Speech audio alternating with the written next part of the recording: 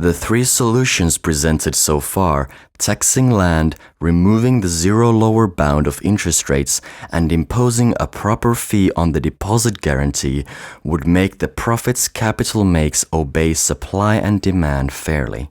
But they would not quite be enough to eliminate involuntary unemployment, economic cyclicity, unfair income differences, or the system's chronic growth dependence. The fourth bug is possibly the hardest one to notice. It prevents the demand and supply of earning opportunities from meeting on the individual level. It is the jobs bug or work piling bug. The fact that it is not profitable for companies to share work between multiple people, not even in the medium term by allowing longer holidays and sabbaticals.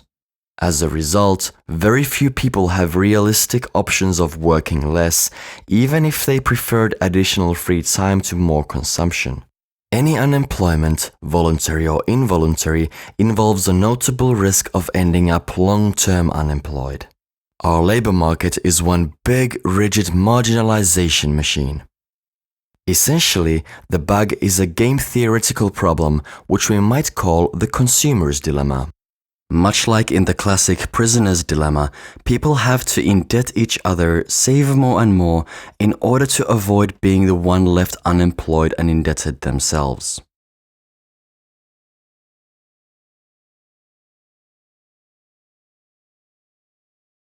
And we end up in a very inefficient Nash equilibrium.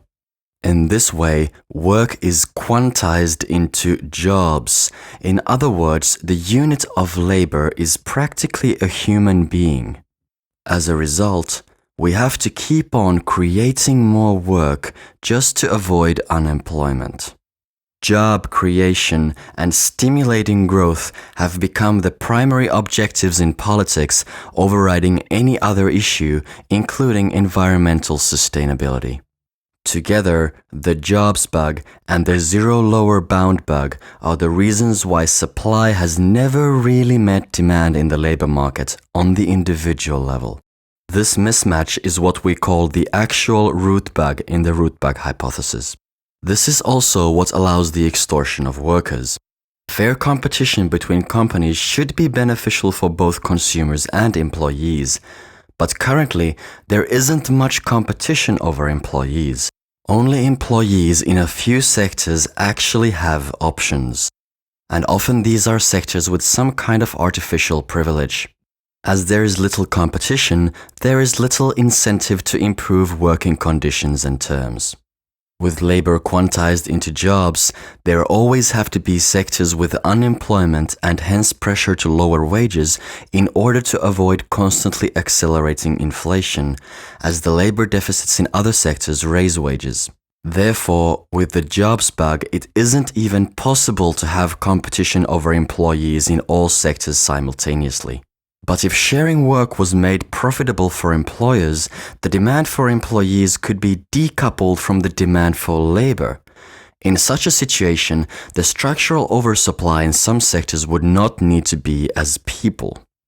We would always have competition over employees would always have choices, and we'd have a structurally far more adaptable labor market both in the short and the long term.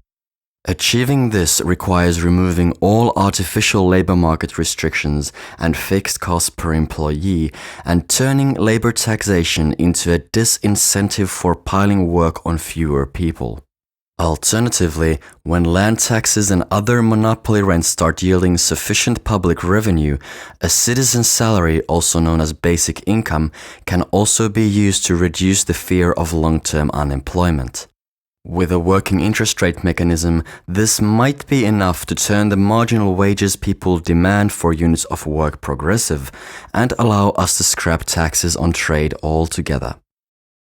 Maximal security with maximal flexibility might sound like a paradox, but it sounds so only because some incumbent institutions have managed to convince people that hardness is strength and rigidity is security, when they are actually just further fragilizing illusions of security. Companies as competing organizational forms are meant to go bankrupt when they are replaced with new, better ways of doing things.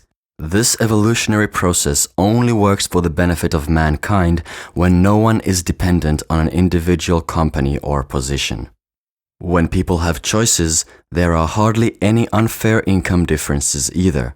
Wages get to do what they are meant to do, balance supply and demand. Of course, achieving such optionality and flexibility would also require ensuring the availability of education opportunities.